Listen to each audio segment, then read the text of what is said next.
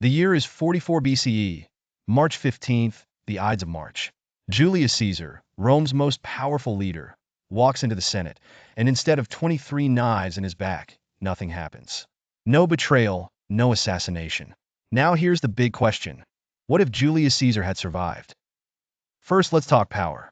Caesar wasn't just a military genius. He was on the verge of turning the Roman Republic into a full-blown empire under his rule. If he had lived, Rome would have likely seen an emperor-for-life situation way earlier than it actually did. And Caesar? He'd have been the first to claim the title. He'd probably have built monuments celebrating his reign, shifting the focus from Rome to Caesar's Rome. Now let's think strategy. Caesar had big plans, a massive military campaign against the Parthians. If he'd succeeded, Rome's influence would have stretched further, potentially dominating Asia. It wouldn't just be the Roman Empire. It'd be the Super Roman Empire. Imagine Roman legions marching through lands that would one day become India or even China. But wait, Caesar wasn't just about wars. He was also a reformer. He wanted to redistribute land to the poor, overhaul the tax system, and even gave us the Julian calendar, the one we still use today. If he'd survived, these reforms would have reshaped Roman society.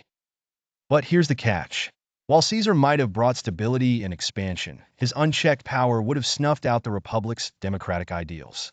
Rome would have transitioned into a dictatorship much earlier, leaving little room for the Senate or public voice.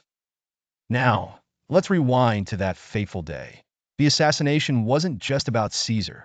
It was about fear. His senators believed he was too powerful, too ambitious.